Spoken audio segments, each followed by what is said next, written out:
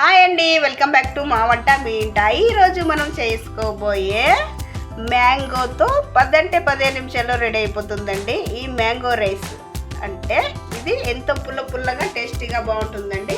ఇంకెందుకు ఆలస్యం, వీడియోలోకి వెళ్ళిపోదాము. మనము స్టవ్ ఆన్ చేసుకొని గిన్నెని పెట్టుకుందాము. అందులోకి 2 టేబుల్ స్పూన్ల ఆయిల్ వేసుకుందాము. ఆయిల్ హీట్ అయిన తర్వాత ఇందులోకి శనగపప్పు, హీట్ అయిన తర్వాత వేరుశనగ గుళ్ళు, తర్వాత మినపప్పు, ఇందులోకి శనగపప్పు, వీటిని 2 మినిట్స్ ఫ్రై చేసుకుందాము. ఇలా దోరగా ఫ్రై అయిన తర్వాత ఇందులోకి ఆవాలు, కొద్దిగా జీలకర్ర, ఇప్పుడు ఇందులోకి కట్ చేసి పెట్టుకున్నటువంటి ఉల్లిపాయలు,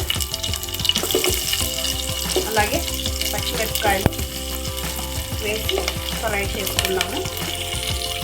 వీటిని కూడా ఫ్రై చేసుకున్నాము. అలాగే ఇందులోకి ఎండుమిర్చి, పచ్చికరివేపాకు వేసుకుందాము.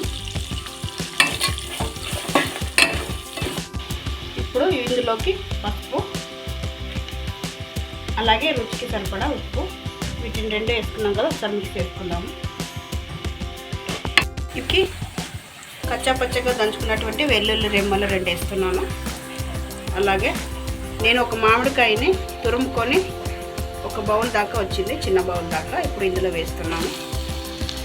ఈ రెండింటిని ఫ్రై చేసుకున్నాము. 2 నిమిషాలు ఫ్రై చేసుకుంటే చాలు. ఇప్పుడు ఇందులోకి 2 టేబుల్ స్పూన్ పచ్చి కొబ్బరిని వేసుకుంటున్నాను.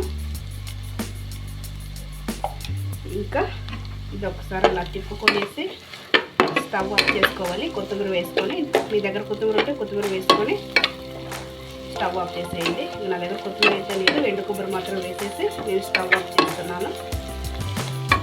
అయిపోయింది. ఇందులోకి మనము చేసుకున్నటువంటి వైట్ రైస్ని ఇందులో వేసుకొని మిక్స్ చేసుకోవాలి.